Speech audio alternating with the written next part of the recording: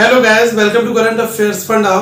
दोस्तों, MBBS RRB officer skill 1 और office assistant दोनों में आपका कंप्यूटर सेक्शन पूछाएगा। मैं आपको कंप्यूटर की 54 पेजेस की ई बुक प्रोवाइड करा रहा हूँ। ये आप डिस्क्रिप्शन में दिए गए लिंक से डाउनलोड कर सकते हैं। इसमें सारे टॉपिक वाइज दिए और सबका आपको ब्रीफ दिया है। आप और डिटेल में इन चीजों को एक्सप्लोर करोगे तो आप पीओ लेवल तक के एग्जामिनेशन के लिए आप कवर कर पाएंगे। देखो, डाउनलोड करने का तरीका क्या है। आप ई बुक्स पर लॉग इन कर लोगे, नीचे जो लिंक दिया गया है उसके बाद आप कंट्रोल एफ से फाइंड सर्च करना और उस पूरे पेज में कंप्यूटर लिखना। ठीक है, कंट्रोल एफ, और जब आप कंप्यूटर लिखोगे तो वहां से आपको कंप्यूटर की 3 पीडीएफ मिलेंगी। एक में एमसीक्यू है, एक में डिटेल है और एक में आपका पेपर के क्वेश्चंस हैं। ठीक है, तो ये तीनों ही काफी इंपॉर्टेंट है और आपके एग्जाम से हिसाब से रिलेवेंट है। देखो, टॉपिक कौन कौन से हैं जो आपको पढ़ने पड़ेंगे इस ई बुक में। मैं आपको यहाँ पर इस ई बुक का जो है फोटो भी दिखा रहा हूँ और आपको टॉपिक्स बता रहा हूँ। देखो, पहला सेगमेंट आपका है कंप्यूटर जनरेशन का। कंप्यूटर जनरेशन से आपका एक क्वेश्चन आएगा और कंप्यूटर जनरेशन में कई बार ये पूछ जाता है कि ये वाली जो पार्टिकल है, ये चीजें, ये कहाँ यूज होती थी। जैसे ट्रांजिस्टर्स हैं, ठीक है, या फिर रजिस्टर्स हैं, ये कौन सी जनरेशन में यूज होते थे। ठीक है, तो ऐसे क्वेश्चंस के लिए आपको तैयार रहना पड़ेगा।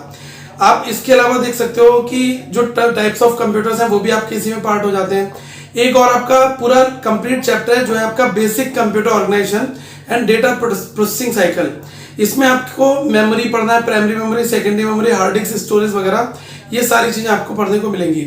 कंप्यूटर पेरिफेरल, इसमें आपको ये देखना है कि कंप्यूटर पेरिफेरल का मतलब हुआ जो हम लोग इनपुट डिवाइसेस वगैरह, आउटपुट डिवाइसेस वगैरह ये यूज करते हैं, इसके बारे में आपको डिटेल पढ़ना।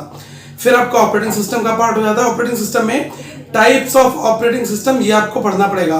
पेपर में यहाँ से क्वेश्चंस पूछे जाते हैं। सॉफ्टवेयर देखोगे, सिस्टम सॉफ्टवेयर, एप्लीकेशन सॉफ्टवेयर, ये सारी चीजें आपको बेसिक्स पढ़नी है। फिर कंप्यूटर की लैंग्वेजेस, कंप्यूटर लैंग्वेजेस में आपकी low level language, high level language और आपकी object oriented programming language oops हो गई और कुछ आपकी रिलेटेड फुल फॉर्म्स टर्म्स वगैरह हो गई। देखो, क्या होता है कि पेपर में आपको कोड नहीं दिया होगा कि C++ का कोड दे दिया है और फिर आपसे पूछा है इसका आउटपुट क्या होगा।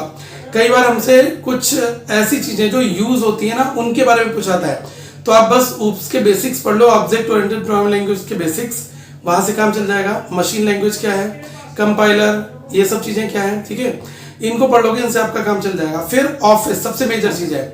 ऑफिस से लगभग 2 क्वेश्चन आपको देखने को मिलेंगे। ठीक है, इसके अलावा जो फाइल के एक्सटेंशन होते हैं, इसको मैं कंप्लीट एक सेशन में करा दूंगा, सारे एक्सटेंशन आपको आ जाएंगे।